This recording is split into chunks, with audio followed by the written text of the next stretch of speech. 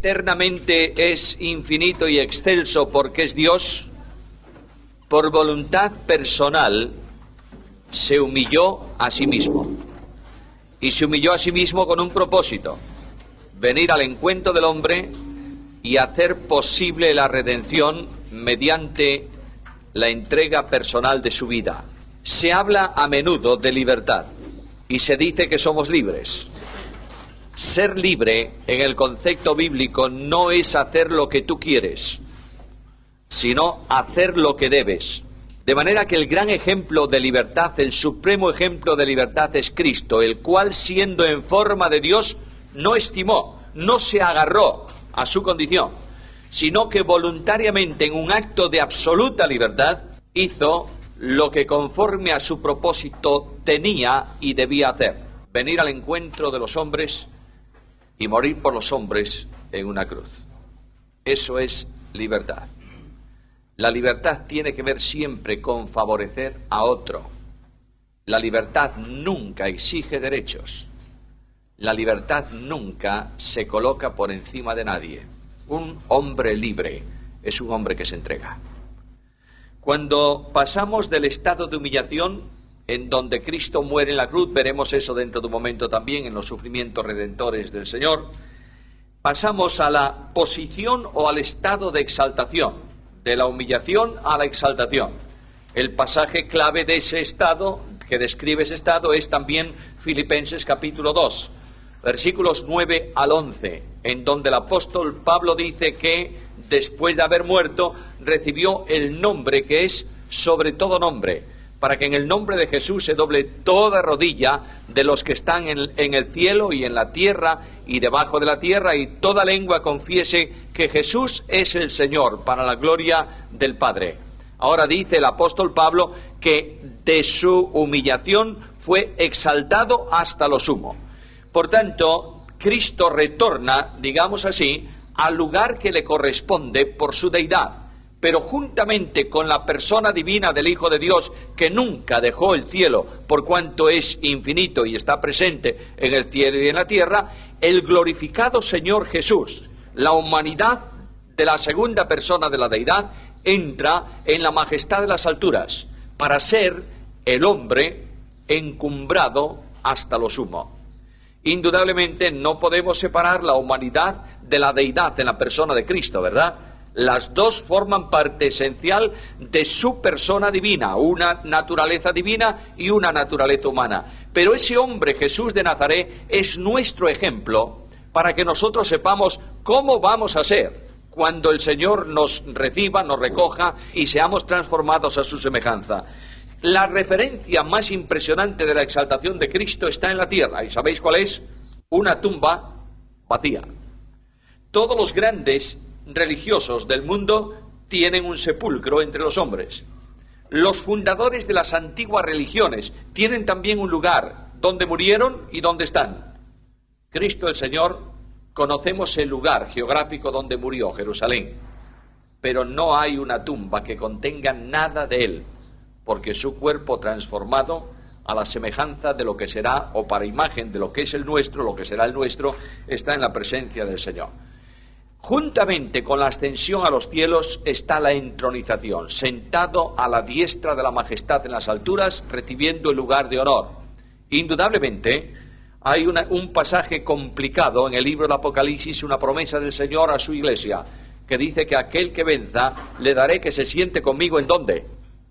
En mi trono, como yo he vencido y me he sentado, ¿en dónde? Con mi Padre en su trono. De alguna manera, la participación de los creyentes en la naturaleza divina nos lleva a una comunión de los creyentes con el trono de Dios. No vamos a entrar en esa dimensión porque es enormemente alta. Pero lo que sí es cierto es que el apóstol Pablo habla de una posición ya en la majestad de las alturas, es decir, en el lugar de la gloria, no ocupando el lugar de Dios, entendamos esto, pero sí en comunión vinculante con la majestad de Dios, cuando dice el apóstol Pablo que juntamente con Cristo nos resucitó y asimismo nos hizo sentar ¿dónde? En los lugares celestiales con Cristo. Lo importante, lo impresionante de la vida cristiana es la vinculación con Cristo. Nosotros somos salvos por unión vital con Cristo. La vida de Dios fluye por medio de Cristo, único mediador para cada uno de nosotros. La experiencia cotidiana de vida es en Cristo. Para mí el vivir es Cristo. La esperanza del cristiano es Cristo. Cristo es esperanza, en nosotros esperanza de gloria. Por tanto, la relación, la vinculación, la comunión con Cristo que nos hace participantes de la divina naturaleza tiene que ver de alguna manera en una expresión de relación con ese Jesús entronizado en la majestad de las alturas. Bueno, ya hemos visto los estados de Cristo.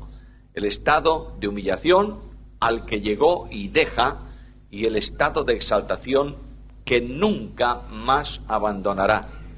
Cuando Cristo venga a la tierra, no vendrá como el Cristo sufriente, ¿verdad? A los discípulos se les dio un anticipo del reino viniendo con poder en el monte de la transfiguración. ¿Cómo era la imagen de Jesús ahí en la transfiguración?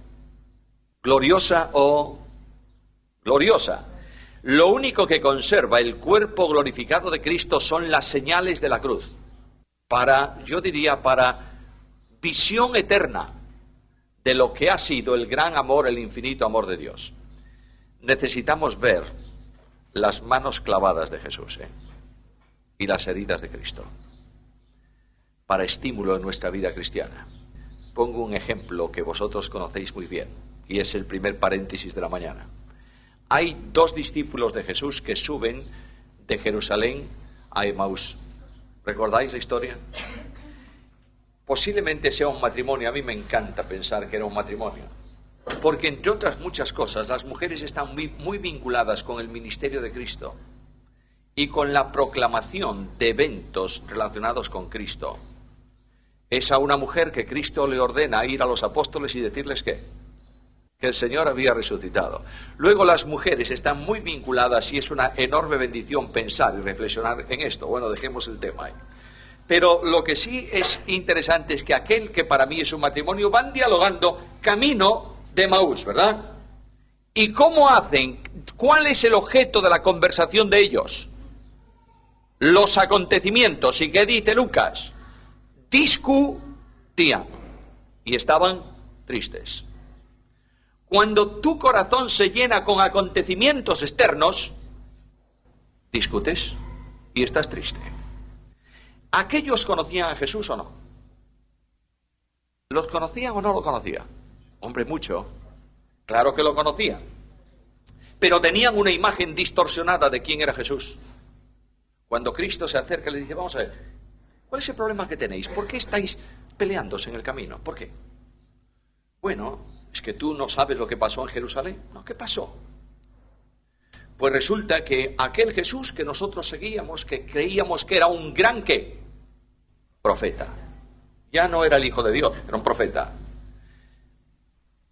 Fue crucificado y aunque algunos dicen que resucitó, no era el Cristo que ellos pensaban, ¿verdad?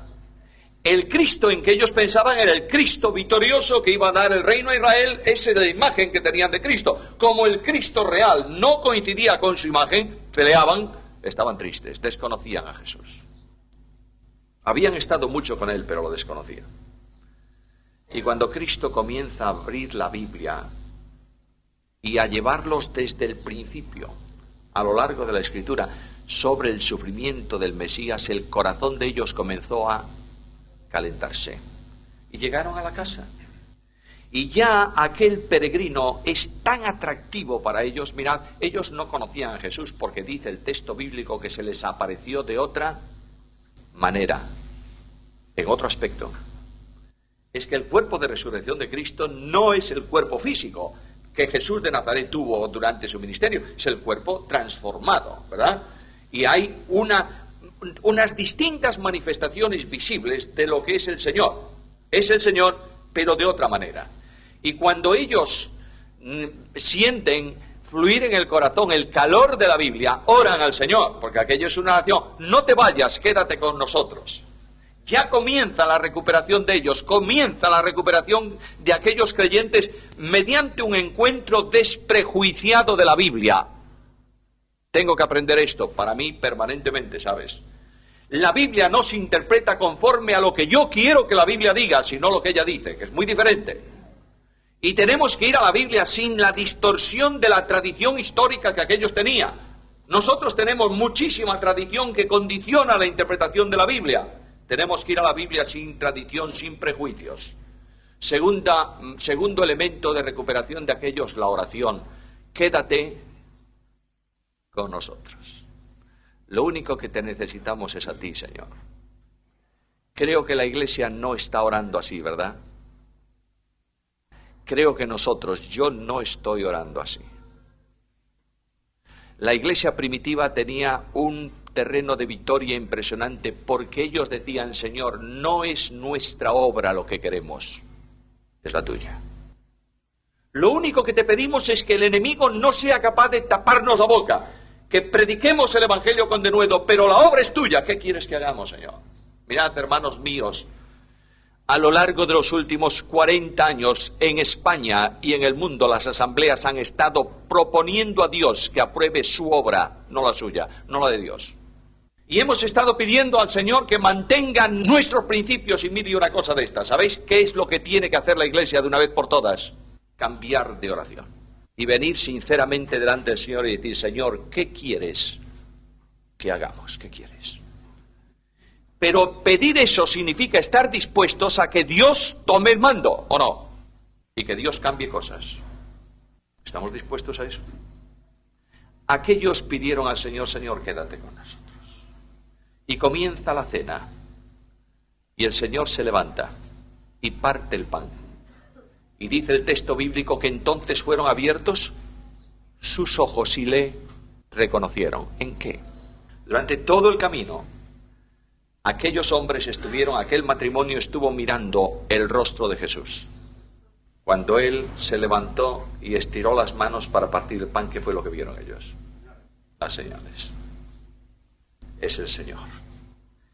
Necesitamos contemplar las señales de Jesús y saber que esas huellas en sus manos y en su costado fueron abiertas por mí.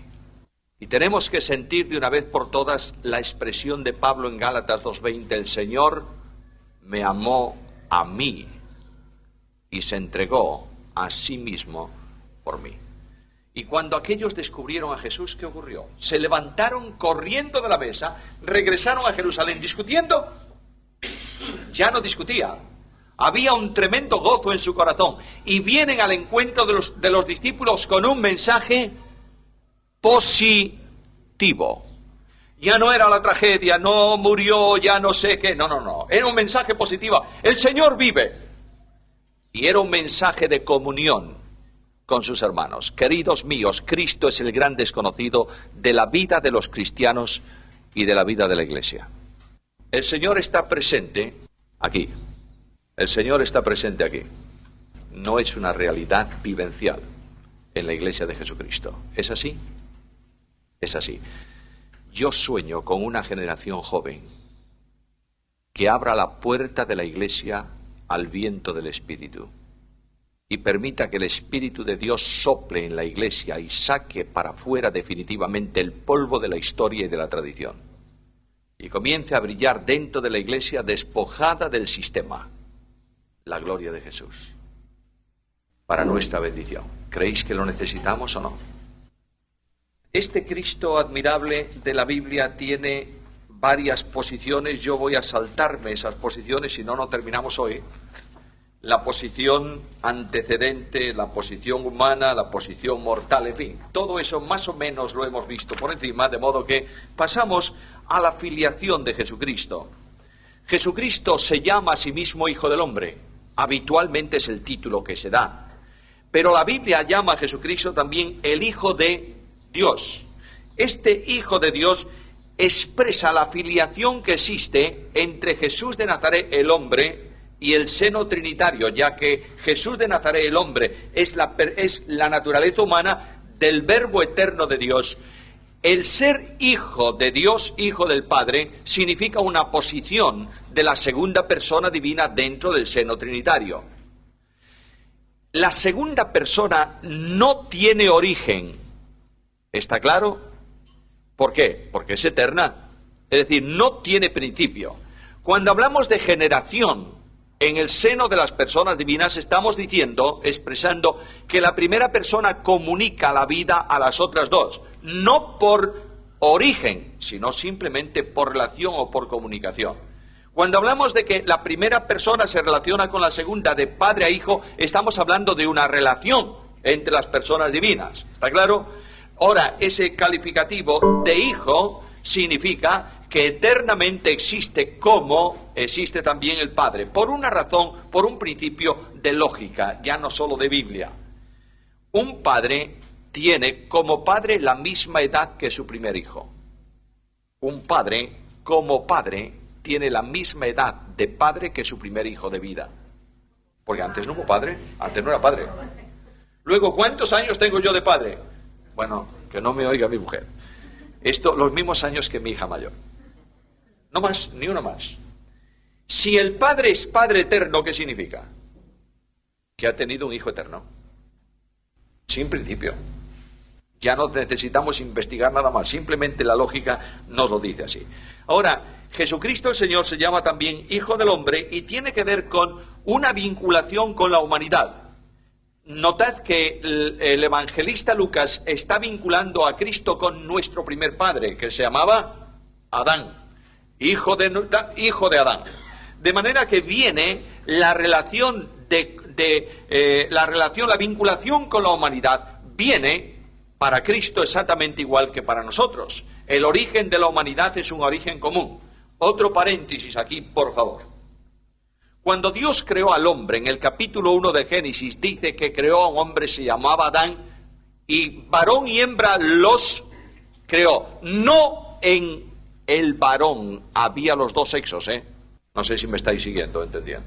Hay una teoría extraña que entró dentro del ámbito evangélico que no es verdad y que se tomó de un sacerdote jesuita francés, Teilhard de Chardin, que coordinase de alguna manera la teoría de la evolución con la fe cristiana. ¿Por qué? Porque cuando comenzó el tema de evolución serio hace unos cuantos años, dijo, mira que si esto es verdad nos van a poner buenos a nosotros. Además, de modo que vamos a correr delante. Y Teilhard de Chardin ideó un sistema curioso de la posición alfa y la posición omega. El alfa y el omega, el principio y el fin. Y dice que Dios es una persona colectiva, porque el nombre de Dios es un plural, Elohim. Uno en donde hay varios. Esto es una herejía. Dios no es una persona colectiva. Dios es un ser que existe en tres personas. ¿Está claro o no? No es una persona colectiva Dios, Cada una de las personas divinas funciona individualmente, no independientemente, por cuanto tienen vida y esencia común. Pero es un ser en tres personas. Y este Teilhard de Chardin dijo, y en Adán, el primer elemento de la especie estaba el hombre y la mujer. No, señor. Dios estableció que la humanidad fuese un varón, se iniciase en un varón y en una mujer. Y Dios comenzó la creación de la humanidad por el varón. Luego tomó del varón la mujer. No porque hubiese dos elementos que se separan en el tiempo, sino porque la carne de la humanidad es una sola. Dios creó la carne humana, es decir, la humanidad la creó comenzando por el varón, no podía crear otra distinta, era la misma, para que hubiese comunión absoluta y vinculación real en esa creación, ¿entendéis? Luego, cuando leáis por ahí que el hombre al principio era una persona colectiva que se desdobló, no es verdad, esto es una herejía. El hombre nunca fue una persona colectiva, el hombre fue un varón y una hembra, y Dios comenzó por un varón, la creación, y luego creó la hembra. Bueno, hecho el paréntesis, la vinculación de Cristo con la humanidad es esta, ¿verdad? Es carne de nuestra carne. ¿Entendéis esto? Lo voy a decir de una forma muy fácil. Para dialogar Dios con los hombres, vino para dar el discurso de amor mediante la persona de un hombre. Dios habló su discurso divino en garganta humana, y Dios abrazó a los hombres con brazos de hombre, y Dios se hizo hombre para morir por los hombres. Ahora, cuando vemos esto, llegamos a una conclusión admirable. ¿Dios se aproximó al hombre? ¿Sí o no? Sí, algo más. No solo se aproximó, se aproximó. Se hizo prójimo. Nuestro compañero de aventura en la vida, el que sufrió como nosotros y lloró como nosotros. No vino a cerca de nosotros para contemplarnos como el pastor puede contemplar a una oveja que se le rompió una pata. Vino y se metió en medio de nosotros y se hizo como nosotros. Salvo, por supuesto, el pecado, ¿verdad? ¿Vosotros pensáis que ha habido una manifestación mayor de amor que esta? Que el Eterno haya venido al encuentro del hombre, de su criatura, y se dejase golpear por ella. Hay cosas que escapan de nuestra comprensión. La criatura puso la mano en la cara del Creador. Y cuando Pedro habla de lo que ocurrió en Jerusalén, inspirado por el Espíritu Santo, dice al pueblo de Israel: vosotros matasteis ¿a quién? Al autor de la vida. Notad lo que dice, es muy serio. ¿Quién es el autor de la vida? Dios. Lo que dice Pedro es que quien murió en una cruz era Dios. Claro, llegamos a una situación muy límite, ¿verdad? ¿Podemos decir que Dios muere? No. Pero tenemos que decir que quien moría en la cruz era Dios. Muy bien, ahí tenemos la gran dimensión de Jesucristo. Bueno, en las notas está también la unión hipostática. Se llama unión hipostática porque la unidad está en el núcleo de la persona. Es decir, la humanidad y la deidad se vinculan esencialmente en la persona divina del Hijo de Dios. Hipóstasis es la sustentación de un elemento vital. De manera que ahí hay dos elementos vitales, una naturaleza divina y una humana, sustentadas, subsistentes, existentes, yo qué sé, no habría que buscar una palabra muy extraña para eso, en la persona divina del Hijo de Dios. Mis hermanos, tenemos a Dios hecho hombre, el Verbo de Dios hecho carne, Jesús de Nazaret, Dios entre los hombres. ¿Para qué? Dios viene al encuentro del hombre con un programa de redención. Dios viene al encuentro del hombre y se hace hombre para poder sufrir, oídlo bien, por el hombre, y llevar a cabo la obra de redención. Los sufrimientos vicarios de Cristo están profetizados y son esenciales en la obra de la cruz. No es simplemente el hecho de que Él murió. Esto es importantísimo, porque la vida de Cristo sustituye, es el sustituto de nuestra vida que tenía que morir a causa del pecado, ¿verdad? Pero en el entorno de la cruz, en el entorno de la obra de redención, hay sufrimiento que experimenta la segunda persona de la deidad por medio de su naturaleza humana. Los sufrimientos de Cristo están tipificados ya en el Antiguo Testamento y profetizados en el Antiguo Testamento. Ahora hemos utilizado una palabra que es la palabra tipo. Bueno, en la Biblia tipo es una figura simbólica que por medio de ella ilustra una realidad que viene después. Luego la realidad se llama antitipo. En el Antiguo Testamento todo lo que tiene que ver con los sufrimientos de Cristo está tipificado en los sacrificios del sistema levítico. Ahora, ojo con buscar tipos en el Antiguo Testamento que no lo dicen para convertirlos en alegorías. El tipo se dice que es un tipo. Esto es tipo. Pablo habla de Agar, ¿recordáis? Y dice que es tipo. Él mismo utiliza esa palabra. Hay el primer sistema de la tipología es atender solo a aquello que la Biblia dice que es un tipo. Y buscar, por supuesto, el significado posterior en la persona de Jesucristo o en lo que tipifica. Luego hay un segundo nivel que, sin decir es un tipo, ilustra profundamente esa realidad. Voy a poneros un ejemplo. Los muebles del tabernáculo son todos ellos tipo o figura de Cristo, porque todos ellos tienen dos componentes, salvo el altar del sacrificio: oro y madera, humanidad y deidad. Luego, no dice específicamente que son tipo, ¿verdad que no? No, pero indudablemente el simbolismo lo está manifestando. Ahora, a veces nosotros, los hombres, buscamos un tipo donde no hay tipo. Y lo que hacemos es alegorizar. Si queréis una alegoría tipológica, yo diría sorprendente, os invito a que busquéis un libro de Agustín de Hipona, que fue un tremendo teólogo y un hombre. ¿Quién leyó las obras de Agustín de Hipona? Bueno, hay uno que los ha leído. Bueno, hay una obra de Agustín de Hipona fabulosísima, yo la recomiendo vehementemente, que son Doctrinas de la Gracia, de Agustín de Hipona, leedlas.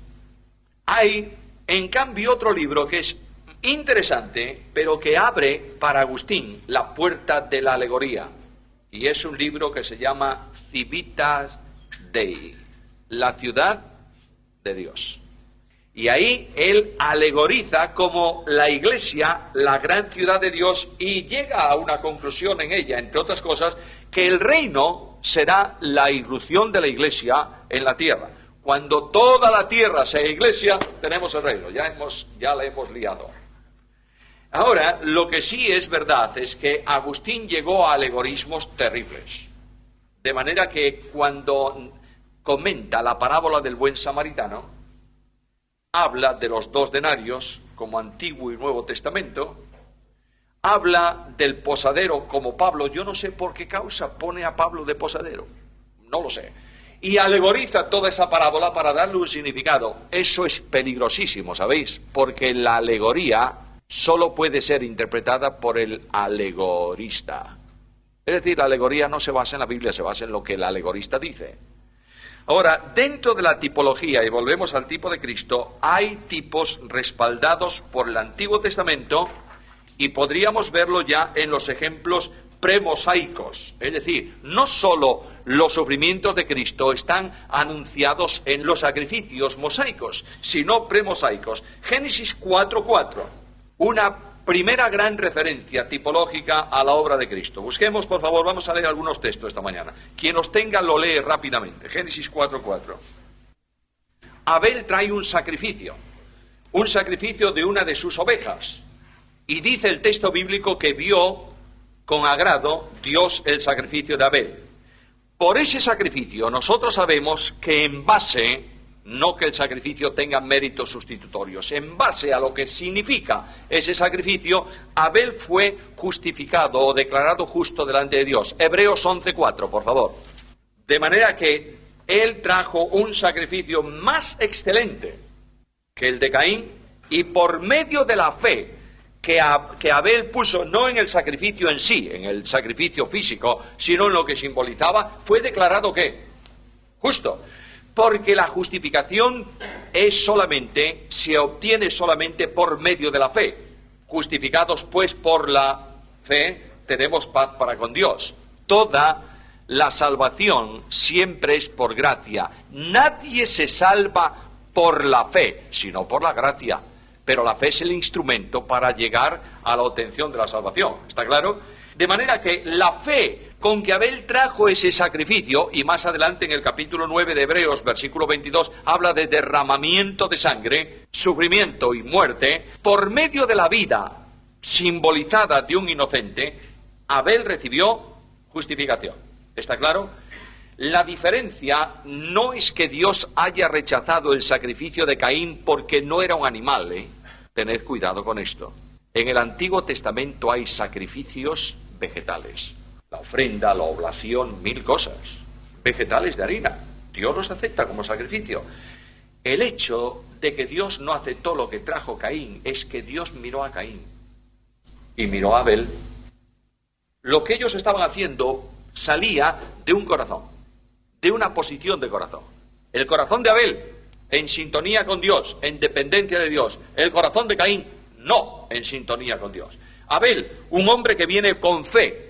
Caín no. Por tanto, el sacrificio de Caín es rechazado y el sacrificio de Abel aceptado. Y por la fe puesta en Dios, mediante el simbolismo del sacrificio, Abel es justificado.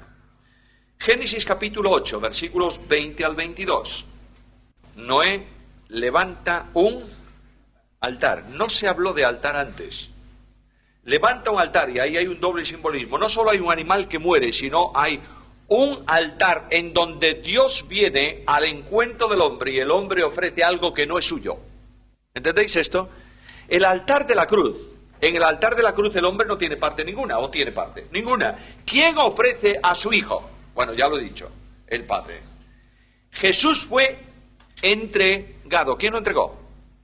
Dios en general. ¿El Padre lo entregó? Sí, dando a su hijo. ¿Y él se entregó a sí mismo o no?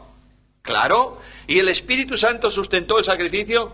Luego Dios está comprometido en el plan de salvación y lo ejecuta. ¿Tiene algo que ver el hombre ahí? No, nada. Luego el simbolismo del altar, es verdad que Abel trajo un animal y lo sacrificó, ¿verdad? Lo sacrificó sobre un altar. Ahí hay una figura. El animal está elevado, digamos, sale de la tierra. Estamos hablando de simbolismo, ¿entendéis? En ese sentido, el hombre trae algo que no es suyo porque es creación de Dios y lo ofrece en sustitución suya delante de Dios. Y el hombre que ofrece es encontrado por el Dios que recibe. Todo eso habría que estudiarlo a fondo, ¿sabéis? Es un tesoro tremendo. Y yo sé que no se estudia demasiado el Antiguo Testamento. Hay un hecho evidente. Cuando los padres de Sansón traen aquella ofrenda y la colocan sobre la piedra, y dice que el mensajero, que era el ángel de Jehová, tocó con el bordón, con su báculo, el sacrificio. ¿Qué ocurrió? Se levantó fuego y quemó el sacrificio, y el ángel de Jehová subió en medio del fuego, y claro, Manoa y su mujer, ¿qué dijeron? Vamos a morir porque hemos visto a quién, a Dios. Luego ahí está, hay todo un simbolismo de entrega, de recepción. Mirad, hay un versículo clave en el Evangelio que dice Jesús: yo soy el camino, la verdad y la vida. ¿Cómo entiendes eso? A ver, una persona que me diga qué entiende él por ese versículo, o ella. El camino que por medio de él se llega a Dios. ¿Sí? ¿Es eso? ¿Solo? Siempre nos falta una parte. El yo soy el camino es un camino de ida y vuelta. Es el camino por el que Dios viene a los hombres y es el camino por el que los hombres van a Dios. Yo soy el camino en el cual Dios desciende desde el cielo en toda su justicia al encuentro del pecador. Y yo soy el camino de regreso del pecador a Dios. Luego, cuando introduce al primogénito en el mundo, está introduciendo un camino nuevo, ¿verdad? Dios viene a nuestro encuentro. Ahora, hemos visto, hay muchos más, pero hemos visto dos ejemplos de tipos premosaicos. Ahora veamos algún ejemplo de tipo mosaico. Éxodo capítulo 12, versículos 7 al 9. Ahí está hablándose de un sacrificio. Tenían que matar un cordero. No era posible ir al rebaño y cogerlo ya. Tenía que estar durante un tiempo reservado, aislado del resto. No podía tener mancha, tenía que ser un animal sin defecto y luego había de ser sacrificado. Y la sangre de ese animal era puesto sobre el dintel de la puerta y sobre los postes de la puerta. Y en razón de esa sangre, el ángel destructor no entraría en ese lugar. Estaban bajo la protección de la sangre. Cuando vamos a Romanos capítulo 8, versículo 1, ¿qué dice? Ahora pues no hay ninguna condenación. Y cuando vamos a Romanos capítulo 5, versículo 1, ¿qué dice? Justificados por la fe tenemos paz para con Dios. No hay, ya no nos afecta a nosotros. Ahora, hay alguna cosa más ahí en ese sacrificio. Ese ejemplo es que tenía que ser inmolado. El sacrificio era propiciatorio porque propiciaba la ira divina que había establecido la muerte de ¿cuántos primogénitos? De todos, incluyendo los animales. Bueno, y además debía participarse de él como alimento. El Cordero de Dios, además de ser nuestro sustituto, es el pan de vida, ¿sí o no? Yo soy el pan de vida que descendí del cielo y que doy vida a todo hombre. Luego venimos al Levítico, al libro de Levítico, con todas las ofrendas levíticas, las ofrendas de olor grato. Específicamente hay una que a mí me emociona mucho, que es la ofrenda no participativa. Vosotros sabéis que por las ofrendas que se traían, participaba una parte de la ofrenda del animal, era para el sacerdote, ¿verdad? Se lo llevaba para su casa para comer. A veces en otros sacrificios comía el sacerdote un poco y el hombre otro poco, el que lo traía. Todo lo que tiene que ver de comunión, etcétera, etcétera, etcétera. Pero hay un sacrificio que nadie participaba en él. El sacrificio de holocausto. Era algo puesto en la presencia de Dios como adoración, pero también tiene el simbolismo de sustitución o de expiación por el pecado. Cristo fue una ofrenda quemada totalmente o no, para la gloria de Dios. Nadie me quita la vida. Yo la pongo de mí mismo. Tengo poder para ponerla y tengo poder para volverla a tomar. ¿Qué más? Este mandamiento recibí de mi Padre. Luego, la obra de Cristo, notad por favor cómo Jesús la toma desde su humanidad como un mandamiento. ¿Por qué? Porque es una decisión de Dios en el plan de redención. Y cuando vamos al capítulo primero de la carta, capítulo 1, de la primera carta de Pedro, versículos 18 al 20, dice el apóstol Pedro, que habéis sido rescatados de vuestra vana manera de vivir, la cual recibisteis de vuestros padres, no con cosas corruptibles como oro o plata, sino con la sangre preciosa de Cristo, como de un cordero, sin mancha y sin contaminación. Apartado, preparado desde antes de la fundación del mundo. Luego el plan de redención se generó en las entrañas de Dios antes de la fundación del mundo. Otro sacrificio muy curioso era el de las avecillas, las 2 avecillas. Está en el libro de Levítico, capítulo 14, versículo 7. Una avecilla se traía especialmente en el sacrificio del pobre. Cuando un pobre no tenía, una familia no tenía para traer un cordero, por ejemplo, del nacimiento de un hijo, el primogénito, había que llevar un sacrificio de un animal al templo, pero había gente muy pobre, entonces Dios permitía que trajesen un par de tórtolas o 2 palominos. Sabéis que son las tórtolas, ¿verdad? Palomas salvajes, que están por ahí. Luego el hombre, la mujer, la persona, no tenía mucho que buscar.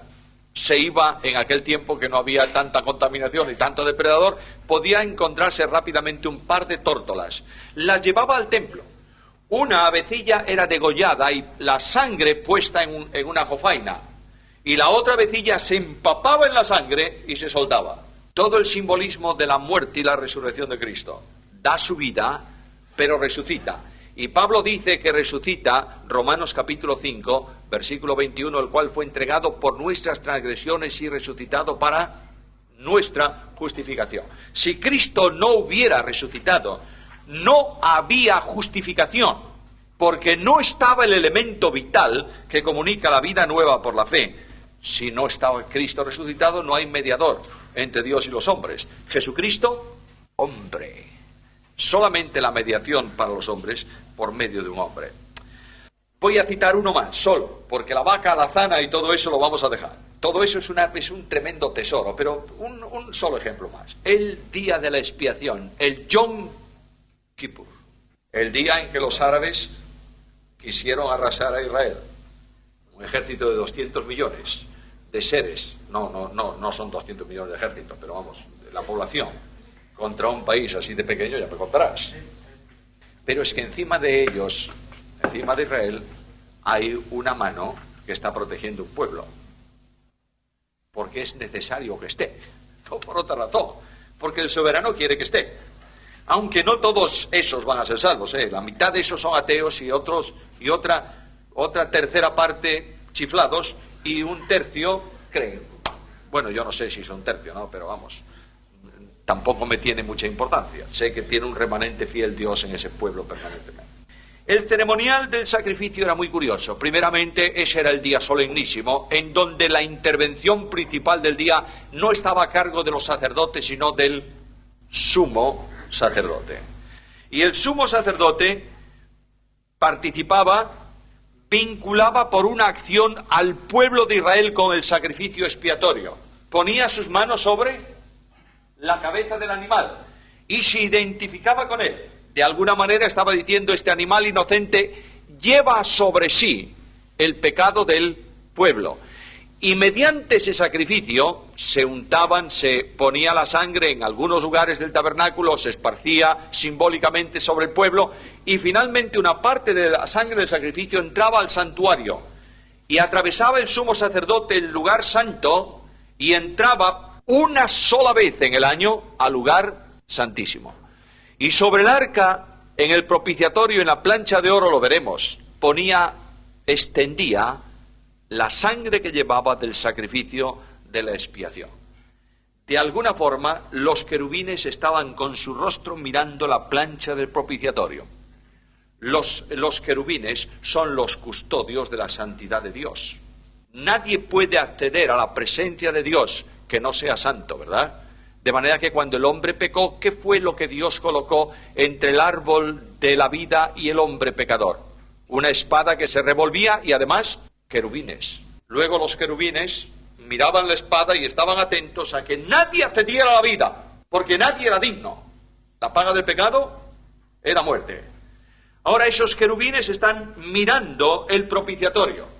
Debajo del propiciatorio, dentro del arca, solamente había una cosa. ¿Qué había? Las tablas de la ley. ¿Las tablas de la ley condenan al pecador o no?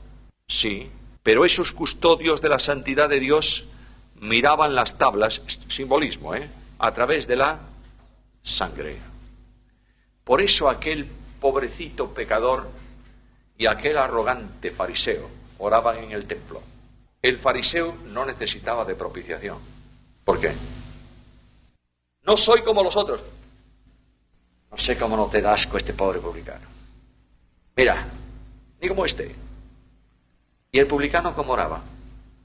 Dios sé. ¿Por qué? Porque Dios podía ser propicio. Porque dentro del templo, en el lugar santísimo, estaba el propiciatorio con la sangre de la expiación.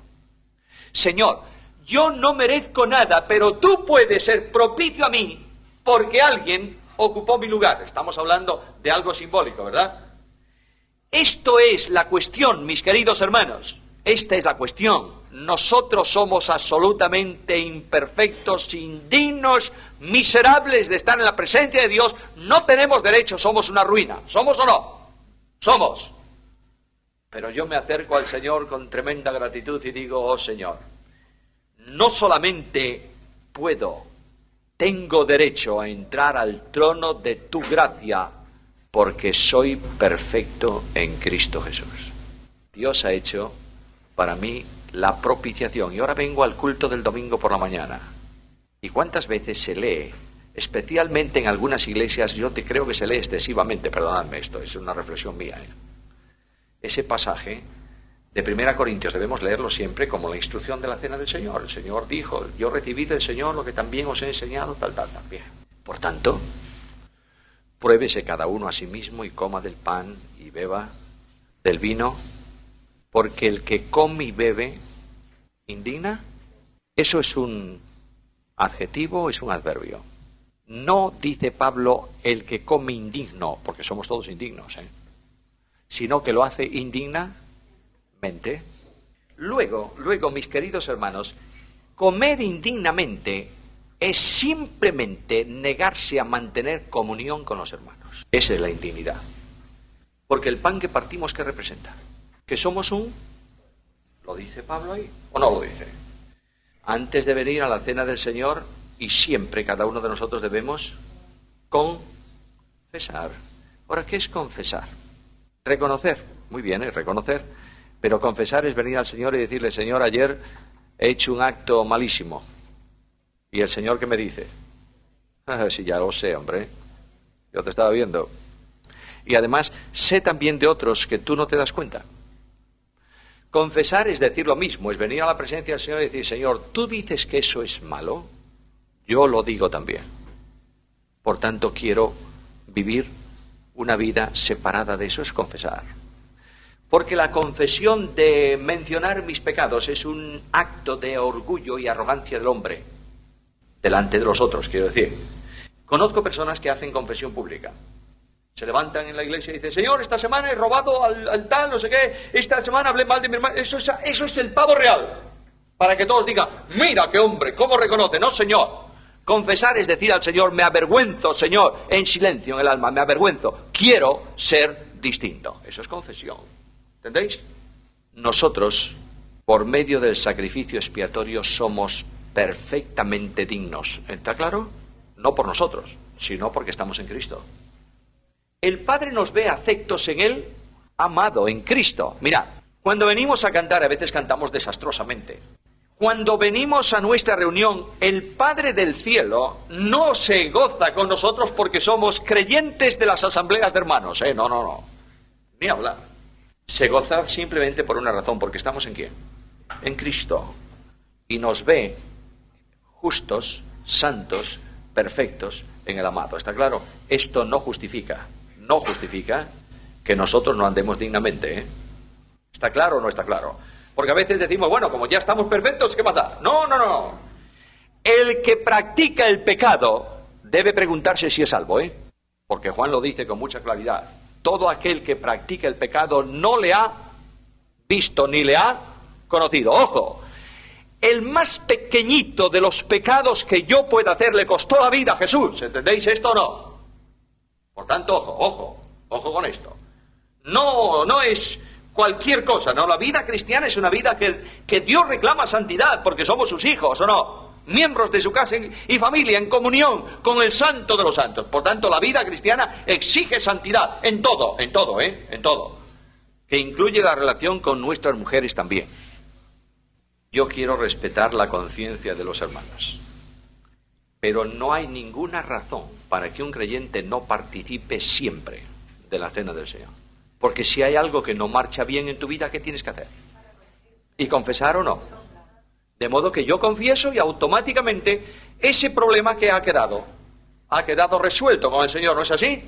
Ahora, si mi problema es que yo como marido a veces soy muy tozudo y he tratado mal a mi mujer.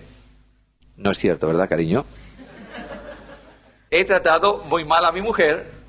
Y entonces mi conciencia me está diciendo, mira, y yo como soy un señor, el jefe de la manada, pues ya vendrá ella a arreglar el asunto. Y entonces ando como un moscardón. Y me voy al culto y digo, claro, no estoy, ¿cómo voy a estar en funciones? Tendré que decir al Señor, Señor, perdóname, he cometido un pecado contra ti, porque estoy tratando mal al vaso de gloria que tú me has regalado, primero. Segundo, perdóname, Señor, porque estoy maltratando a un hermano que es coheredero conmigo de la gracia de la vida. Perdóname. Y el Señor me dice, resuelto. Ahora vete y pídele perdón al que has ofendido. Y ahí tenemos el problema, ¿o no? Ese es el gran problema. El gran problema es que yo le pido perdón al Señor. Porque el Señor, por su gracia, no me da de bofetadas. Es fácil. Pero tengo que ir junto al otro y decirle, mira, dispénsame. Y a lo mejor ese dispénsame recibe como respuesta un bufido. Bueno, lo merezco. Porque Pedro dice, si sois abofeteados por causa, pues lo merecéis. ¿O no? Bien, entonces no hay razón para no participar. El apóstol Pablo es positivo, dice, pruébese y coma. Sería interesante, yo no digo que, mira, si repetimos permanentemente cosas en el culto se convierte en una liturgia, ¿verdad? Y después ya hay que hacerlo, porque siempre se hizo. Pero es bueno, en alguna ocasión, que haya un silencio antes del partimiento del pan, en donde cada creyente en silencio, delante del Señor, se pone en condiciones y participa, ¿verdad? Y si esa persona tiene un problema con un hermano de la iglesia, ¿qué tiene que hacer al terminar la reunión? Ir a junto de él y darle un abrazo. ¿No es esto? ¿Sí o no? Bueno, así tiene que funcionar el mundo. Pero mirad, queridos hermanos, es muy solemne eso, perdonadme, porque dice que el que lo hace juicio, come y bebe para sí, no discerniendo, no distinguiendo qué cosa, el cuerpo del Señor. Ahora mirad, el mal es, yo diría, universal y gravísimo.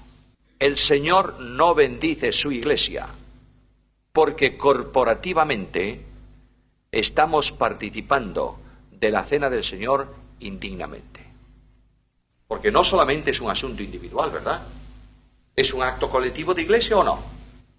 Si una iglesia no tiene comunión con otra iglesia a no ser por pecado abiertamente manifiesto en la Biblia, reprobado y escrito en la palabra de Dios, si no mantiene comunión un hermano con otro hermano de otra iglesia, si participa en la carroña que hay en nuestro mundo evangélico, el deporte peor, que es la crítica y la murmuración, si hablamos mal de nuestros hermanos y venimos a la cena del Señor, somos unos hipócritas, y eso es pecado, y Dios no bendice, y Dios puede traer juicio sobre la iglesia por eso, y ojo, porque Él dice, quitaré el candelero de su lugar.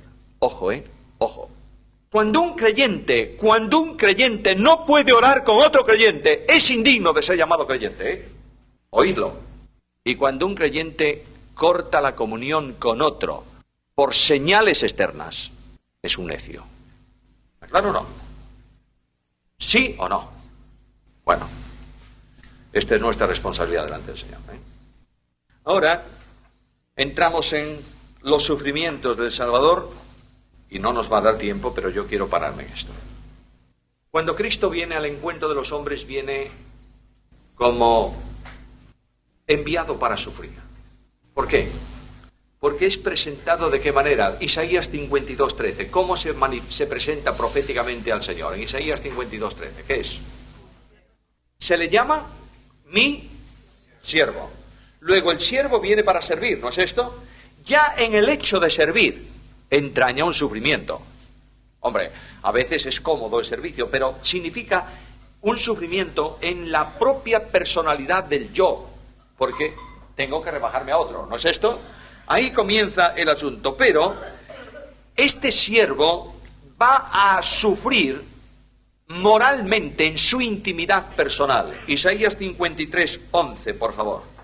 Verá de la aflicción de su alma. Ahora, Hebreos capítulo 12, versículo 2. Mirad al consumador y autor de la fe, el cual sufrió el oprobio. Luego ahí hay sufrimiento. La cruz no solamente es un acto de entrega de vida, es una vida de sufrimiento. Cuando hablamos de la cruz, no debemos pensar tan solo en la cruz del Calvario, en el lugar de la crucifixión. La cruz tiene que ver con toda la vida de Cristo. Es un sacrificio de expiación que se produce a lo largo de un tiempo de sufrimiento. Por eso es bueno escribir cruz con mayúscula cuando nos referimos a la cruz. Porque si te refieres solo a los palos donde fue crucificado, está bien, escríbelo con minúscula. Pero cuando te refieras a la obra, escríbelo con mayúscula, es mejor, porque estás hablando de toda una obra que comprende la redención. Ahora, cuando ayer os recordaba que hay un simbolismo de la perforación del óvulo de la oreja y se hace siervo, esclavo voluntario por amor. Ahora, los sufrimientos en vida. Cuando tú comienzas a analizar la vida de Cristo, descubres que comienza el sufrimiento. Dejemos ya lo que puede tener que ver con los sufrimientos en su niñez, en su juventud, en fin. Todo lo que tiene que ver con limitación, más que con sufrimiento. Pero vamos a entrar en el primer momento de sufrimiento de Cristo, que son las tentaciones. Y en las tentaciones el Cordero de Dios sufre el impacto ¿de qué? Del tentador, ¿o no? De manera que viene al sufrimiento experimental de los hombres. ¿Nosotros sufrimos las tentaciones o no sufrimos? Todos los días. Claro está que Satanás viene a nuestro encuentro, revolotea, digámoslo así, encima de la cabeza, pero nosotros somos los responsables si le dejamos entrar y asentar. Satanás no tiene más, lo dije muchas veces, que 3 puertas para entrar en la vida de un creyente. La concupiscencia de los ojos, la concupiscencia de la carne, la soberbia de la vida. En cuanto tú abres una, te quedan 2. Y si abres las 2, no te preocupes que la tercera la abre Él. Ese es el camino y es por ahí por donde fue tentado el Señor. Ahora, ¿qué dice, por favor, en Hebreos capítulo 4, versículo 15? Leamos antes, Hebreos 2:7. Le hiciste un poco menor que los ángeles, capítulo 4, versículo 14, un sumo sacerdote, capítulo 5, versículo 7... De manera que ahí sufrió angustia, clamor, lágrimas, etcétera, etcétera, y fue perfeccionado por medio de la obediencia. Aprendió lo que cuesta ser obediente. Mirad que estamos hablando de experiencia, ¿eh? ¿Os dais cuenta? Una experiencia dolorosa en la vida de Cristo. Los sufrimientos de Cristo tienen que ver con la compasión específica que en el corazón de Cristo hay en relación con las personas. El Hijo de Dios viene en un acto compasivo, vino para compadecerse de nuestras miserias, ¿no es esto? O vino por la compasión que tenía a nuestra situación. Luego, en el corazón de Cristo hay permanentemente un sufrimiento por la situación del hombre. Por ejemplo, el Señor ve una enorme multitud un día, 5.000 personas una vez, 4.000 otra vez, y le dice a los discípulos, mira, esa multitud para mí es como ovejas que no tienen pastor. Ahí está el Señor viendo el sufrimiento de las gentes. Cristo llora conmovido al ver como dos hermanas lloran la muerte de ¿quién? De su hermano. Compasión. La sensibilidad de Cristo es tremenda, ¿sabéis por qué? Porque no tiene pecado. El pecado endurece los sentimientos del hombre, ¿o no? De manera que en la medida en que una persona pierde el grado de control del espíritu, la espiritualidad, puede llegar a ser insensible al sufrimiento de los demás. Y comienza a amarse a sí mismo más que amarse a los otros. Porque amor, hermanos, es eliminar el yo y sustituirlo por el tú. Eso es muy difícil, ¿o no? Cristo renunció a sus derechos para asumir tus responsabilidades. Tremendo. Ese es el amor. El amor consiste en esto, dice Juan, no en que nosotros hayamos amado y entonces me corresponde, no. Es que Él nos amó cuando nosotros no queríamos amarlo a Él. ¿Está claro o no está claro? Ese es el gran amor. El gran amor de las personas no es el decir te quiero, es el demostrarlo con hechos. Hermanos, no amemos de palabras, sino de hecho y en verdad. Ahora, los sufrimientos también de Cristo son sufrimientos de presciencia. Es decir, el Señor conoce anticipadamente la cruz. Una de las cosas que la humanidad de Cristo tiene claro por comunicación de la persona divina es la cruz. Lo dice una y otra vez, el Hijo del Hombre va a ser entregado en manos de pecadores, le van a tomar, le van a crucificar. ¿Lo dice el Señor o no? Y cuando Cristo habla del buen pastor dice, nadie me quita la vida, yo la pongo de mí mismo. Por tanto, los sufrimientos están permanentemente aleteando, digamos así, en torno a la persona del Señor Jesús. Pero hay un sufrimiento vital, capital. Yo diría más intenso que el de la cruz. En la cruz hay un tremendo sufrimiento físico, sin duda. Pero el sufrimiento moral más intenso está en Getsemaní. Creo, mis queridos hermanos, que Getsemaní es el gran desconocido para los cristianos, ¿verdad? Pasamos por encima de él y tal. Getsemaní es la antesala de la cruz. Por tanto, tenemos que pensar en Getsemaní.